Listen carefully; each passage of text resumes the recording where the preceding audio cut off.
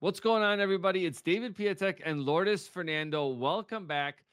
We're going to be kicking off as we come into the summertime our investor series. So that's where you can leverage your VA home loan and actually invest with it. Now, Lourdes, probably people are like, well, you can't use the VA loan for an investment purchase, but what you can do with it, and we see a lot of people use it this way, including ourselves, is being able to purchase a property, live in it, and then rent it out, or then go into purchasing multiple properties afterwards, because that's some people's goals, right? Laura, it's like your goal is to own like 500 doors, right? Which is like, if you have a 4 unit building, you have four doors because those are generating revenue for you.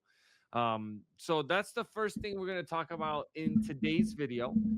Is going to be understanding the different property types that you can purchase with conventional products like conventional loans, FHA, and VA loans, because those are the easiest properties to access. Because once you hit commercial loans, it's a whole different process. So, For Lourdes, sure. you have some experience with multifamilies investing with your VA home loan.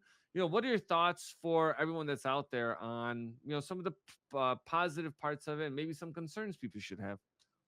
Yeah, so it's definitely not for everyone.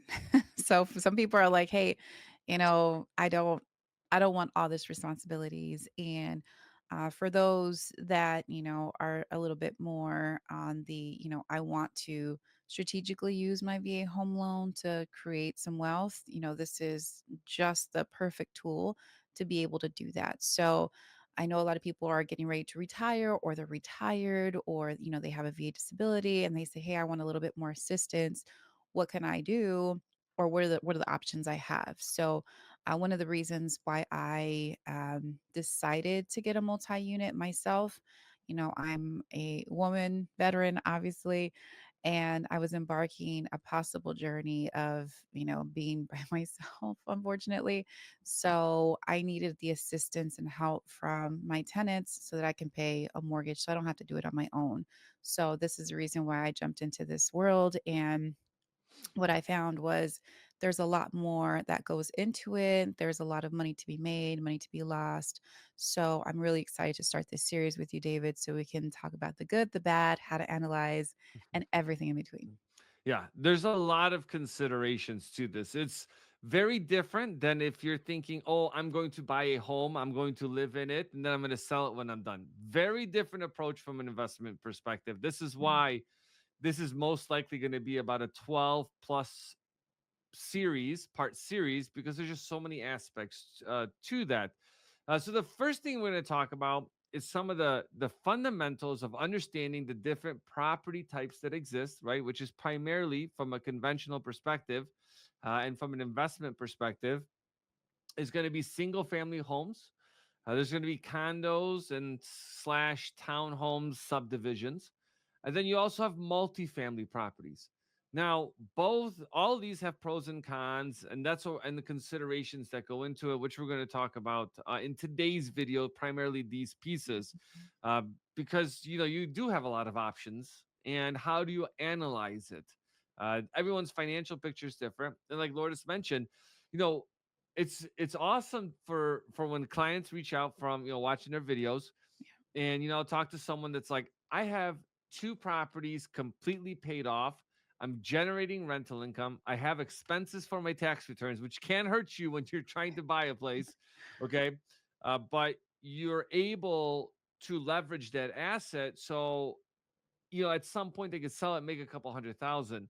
And Loris, the old, people always are saying it's too expensive to buy. People have been saying that forever now, right? Every time, but there's Yeah. still a large majority of people that are homeowners. So let's kick it off with single family homes from an investment perspective, right? So just to give you guys clarification, right? It's a standalone structure. Uh, and the thing is that it can technically be considered there's single family condos and single family like subdivisions, but we're just talking about no HOA dues. You own the land and the property. Lourdes, what are some of the advantages to investing in a single family home? Yeah, so it's perfect if you have like a family, if, you are, say you're active duty and you want to go, say, hey, I want to, instead of renting, I want to purchase a property, but I want to buy low enough so when I get stationed to my next duty station, I can get another home using the VA home loan as well, and then keep that first one as a rental. Especially if you're near bases or actually anywhere is a good option. We have a lot of recruiters here in the Chicagoland area or anywhere that you're at. It's still a good market based on the equity that you're going to be getting from your property and then also the rental income. So one thing you mentioned on that rental income piece, and that's awesome point. So one thing when you are buying a home, and what an agent can help you with, and to clarify for me, Lourdes, if I'm wrong here, from a lending side, we're going to give you, you're going to look at properties. We're going to let you know, hey, this is what your payment's going to be for this property. So okay, hey, taxes, insurance, this is what it's going to be. Mhm. But can people ask their realtor, hey, if I were to rent this property, how much can I rent it for? Is that something that like they have access to? Yeah, it's very easily. You can look it up. Even on Zillow, you can go on Zillow and look at the rentals out there, and you can see kind of like what they're going for. And then you can also ask your agent if they can give you a rental analysis so that you can see the future valuation. Now, in certain areas, we have seen a high increase in rents. Mhm. So also consider that it might be significantly different from one area to another.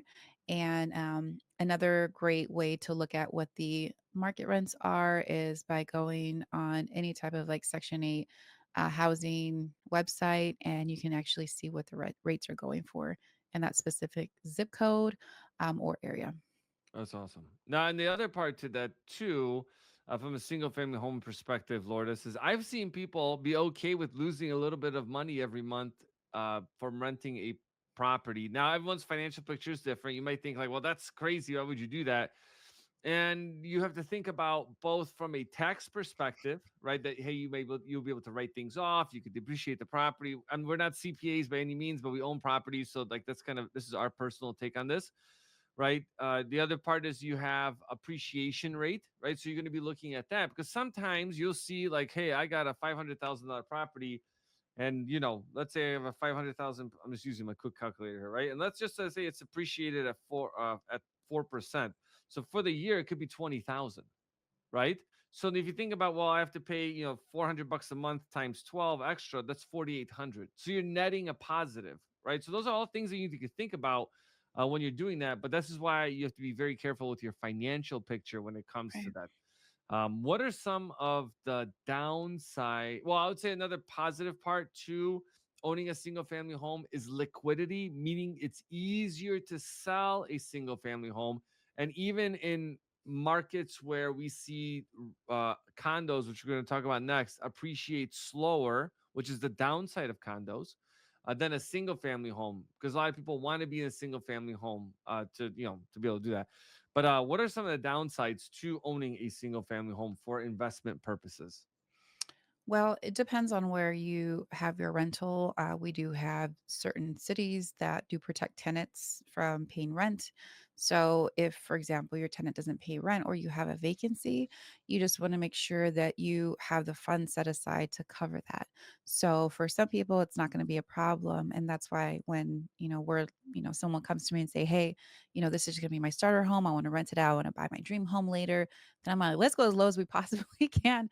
On the purchase price. That way, one, you have, the equity potential. And then two, that your rents are going to be low enough just so that you can have a good spread. So that's one of the things that I would probably look into is the rental laws, just to make sure that who do they favor, and then even the selection of renters is huge because that can turn into a nightmare. So I hear so that can be another avenue that you should look into. Yeah, that's a great point. Yeah, if you definitely need to, that's why you should consult with an attorney. You should have one on retainer, because just because there is a process if you do have to evict someone.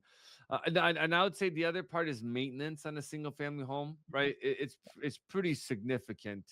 I mean, I know this from having places. You still have to have the grass cut. And I don't know if your tenants are going to be out there cutting the grass, right? You might have to expense that out every month. You still have to maintain. We did a whole video on maintaining your property. So every year you got to do all the checks. Something breaks, you got to fix it. You still have to replace the roof, right? You can't just let things go because otherwise they're going to become so dilapidated. It's going to be insanely expensive to fix the property. But another piece to it, which is Lourdes's favorite part, is potentially purchasing a home in a highly desirable area that you can Airbnb. So that is something that I've seen people do. That they own a home, they Airbnb it, and then they sometimes come back to vacation at that home. So they have that home, so they actually make more money. Yeah. And then you can look at other avenues like insurance companies renting out your property to rent it out. There's not, I know, Lord, as you mentioned, like Section 8. There's plenty of other programs out there that pay really well, that have great tenants. They'll put you in these, put tenants into your home. You just have to see what that market looks like. Right. Anything else you could think of on the single family part? Yeah. So the single family you did mention, um, yeah. So the maintenance, the tenants, and then the other thing. No, I think no, we hit it. Sorry. Okay, cool. Thank you. All right, let's go over condos and townhomes. Now, I teach condo financing course, right? So I can probably spend like my basic course is 3 hours, but I could easily teach it for eight just on this subject. But um, what are your thoughts on a positive piece of condos? So positive piece of condos is sometimes that the amenities are included.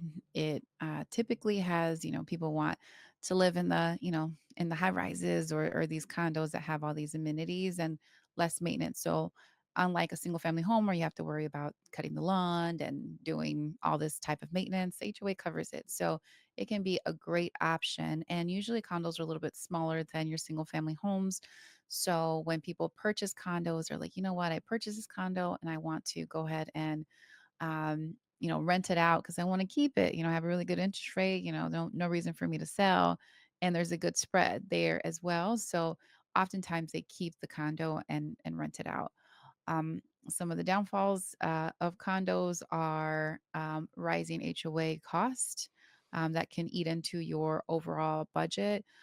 There is also anytime they can change the laws or the restrictions, rental restrictions. So maybe they say, okay, great, we can rent, and now there's a rental cap, or now there's this, that, and the other. You can't do short term, you can't do midterm. So they're very restrictive when it comes to the tenancy of the tenants, and then also the special assessments. If there is a special assessment that happens, and say you move out of state and you have your condo, you're not going to the board meetings, you're not really up to date with what's happening in the board, or what's going to happen with the condo complex. That can be a costly effect, especially we've seen some pretty high special assessments in the thousands. Just depends on what it is there anything that I missed, David? No, you're on point with that. I would say condos, townhomes, those are kind of the riskiest from an investment perspective because I've seen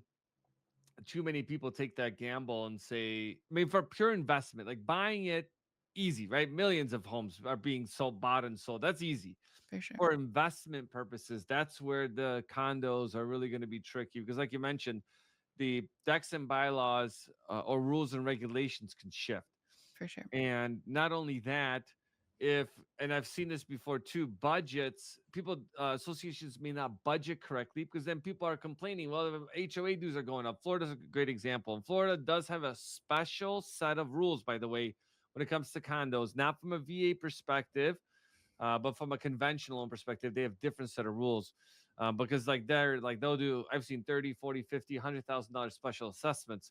So while you are not directly paying, someone to cut the grass, do this or that, you are paying HOA dues, and Yeah. that's what's covering that. And then Right. when you do big renovations, that's where your maintenance cost is. So don't negate the fact that you're going to a condo, so you're not paying more.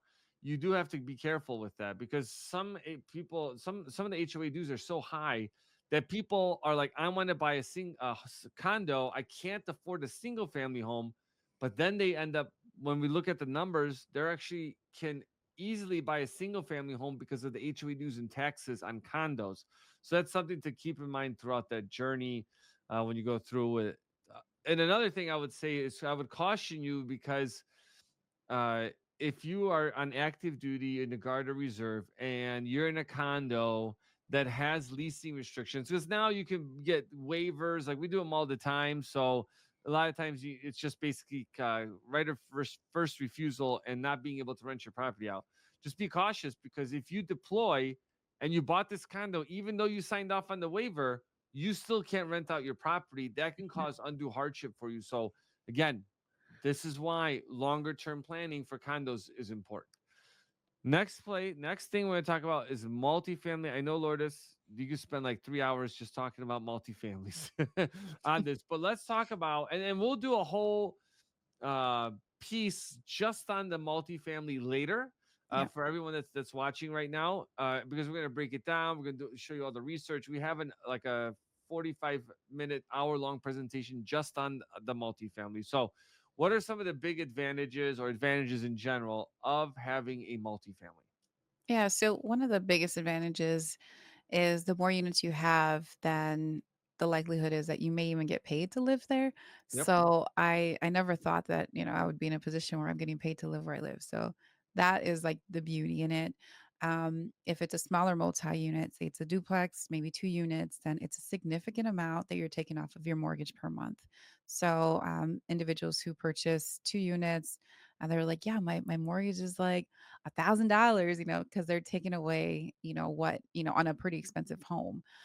So that is great. And then some of the other advantages is that rents are significantly going up. Like they haven't gone down. Cost of living has skyrocketed. So the chances of you making a good amount of money in actual investment and getting the appreciation of multi-unit is also super high in certain areas. So that can be another advantage. Some disadvantages that I hear about multi units is, okay, now you have 4 furnaces versus 1 furnace. So like if one goes out, I had a plumbing issue and they were like, okay, you have to do a clean out in 2 of the units because it's here and here. We'll do it here. We'll do it the other one here. And I'm like, that's $14,000. And then I had my contractor find the main, and he did it for $2,200 versus $14,000. Like, so you can see when you have more units, it's obviously more of the cost. Um, but another kind of advantage is if you have 4 homes and you have 1 4 unit, you have one roof that you have to take care of, one plumbing line that you have to take care of. You have one of the major expenses, one electrical, well, 4 electrical systems, but it's not like you have to take care of each and every single thing. I got one lawn to cut. It's very small and I don't do a good job at it. But I got one lawn to cut versus 4. So it does kind of like, yeah, you have more mechanicals, but you have less overhead as far as like the exterior. So that you have to take care of. So I particularly prefer multi units versus, your traditional single family home. But it was, I wanted to do the strategy when I had a family, and it was very difficult for the family. Didn't really like, vibe with it, just because we had um, 4 adults in the home, 2 dogs, and it was just, like, too much, you know, versus, now it's just me and, I can manage just fine. So, there's definitely some pros and cons to that. Um, and do you have anything to add? No, I think, well, I do have something to add that kind of goes with this back to single family homes. So I just thought of that when you mentioned, like, you're right. Like, if you had four individual houses that you had to manage versus a 4 unit multifamily, that would be like, yeah, it's just so much more work and it'd be a lot more expensive. But some people focus in on single family homes and that's their thing. And that's great because you gotta figure out where your niche is.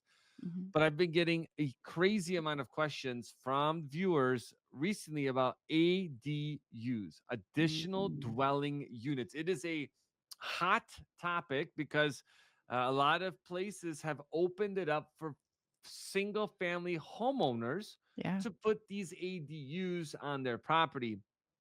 And we're gonna get technical on all these investment, because you have guys have to know the technical parts of how real estate works on a purchase. So when you buy a multifamily, there are four prop. There's let's say let's talk about four unit, because that's the I would say that's the best chance of you generating positive income and not paying rent when you're renting out three out of the four units. Hands down, that's what we see. Yeah. But it's all under one pin, right? That's how your taxes are assessed on the property. It's how you identify your property. If you have multiple pins, right, you have multiple tax pins. And if they're deeded together, that's okay, right? You might have two parcels of land that are deeded together. Like I have one of those, right? Two separate pins, but they're deeded together, so they count as one. When it comes to buying a property, like using a VA, FHA, conventional loan, um, the the property needs to be deeded together. But when you have multiple structures on a property, that can cause challenges when they have separate pins. If you have a single family home with an ADU, the challenge you may run into, one, that should be one pin, that should be normal. But the challenge you may run into is that may not appraise that second ADU unit because there's no other, they may not have other comps in the area. Now, if they do have them, then that could potentially be part of the appraisal. I don't know if you've run into that, Lourdes, problem. Yeah. So there's a few things. The ADU would never be valued. Um, so I'll give you an example. I was looking into this. So I wanted to, my 4 unit and then have a coach house because the coach houses are not valued as, as as good as a single family home. So I was like, I can totally get away with this, blah, blah, blah, like live in my coach house and then rent out my entire building because I don't have to pay for the land. I don't have to, the construction Taxes. cost Yeah. is significantly lower compared to, a brand new build and, bringing out all these like amenities. So I had highly, and I may still do it. So that's something that I would love to do at one point, when I hit the lottery. So is do that, but the valuation isn't as good as a traditional home. So we see a lot of properties, they have ADUs on the back or it's in an ADU area. They're like, "Hey, over this garage, I'm going to put, a small unit. I'm going to rent it out." You can still get market rent for it, but as far as valuation, it's not gonna be as great. So, with that, it's gonna increase your valuation a little bit, but not as much as you would think, putting another if you had 2 pins. Now, if you have 2 property, identification pins, then you can always split that pin and you say, okay, this is one property with this address, this is the other property with that address. And if you build on that, you've significantly increased that value of that land. And you can also sell that land for a substantial profit. So there is a ton of like different ways that you can invest if you have additional pins. When it comes to certain areas like Illinois, where there's multiple pins, but a house only sits on one, and you have a VA disability rating, they're only going to count the pin that your house sits on, not the surrounding pins if it doesn't have a home, the home that you're living and occupying. So if you take that other pin, you split the pin, you put a house on that, then you're not going to be able to get the exemption on that pin. So there, that it's kind of more complex. Like when people start to think outside the box, like David and I'm like, well, what if this? And we're like, no, you can't do. That. Well, you So could, but like I have people ask me like, I yeah. mean, and because I have like 18 acres, right? And so on my one, well, so two pins, but it's deeded together. So on my one property, right, I Hmm. can have up to four build sites, meaning I could have four homes fully built, right? No problem. One, I don't even know that you can get financing for something like that, because they're only normally giving you a loan on one home. Then you'd have to get like portfolio lending. It'd be like potentially a commercial type of deal Yeah. where you can build it. But what you could do is like what Laura said. Like if you do this additional house, one, you have to have the money, or you have enough equity in your current property, doing a cash out or a HELOC, and then building this place. For sure. Some people will do modular homes, right? And they'll consider an ADU for now. And later, when you're like, hey, I want to maximize the sale of my home, then you can split the property and submit. Most likely, you need a new survey, and then you can um, go through it and split up that way so you can maximize your money For on that. sure. Yeah, there's just so many moving pieces, but that's the whole point, guys, of this series. Kind of why we close it up right now. So thanks for sticking around with us on this initial part. Let us know in the comments section what you want to learn when it comes to investing, because there's so many aspects we're going to be covering over the next couple of months or the next year. And then we might do some live events just around investing with a VA home loan. So, Lourdes, thanks again for coming on. I really appreciate it. Uh, Please hit the like, subscribe button, share this with a veteran and family members, because the VA loan is such a powerful Yeah. tool. Only 13% of veterans have used it. And we got a lot of veterans out there. They're like, well, I don't need to use my VA loan anymore. And I'm like, man, there's so many benefits that go untouched that we'll be covering. Right. So we'll catch you guys soon.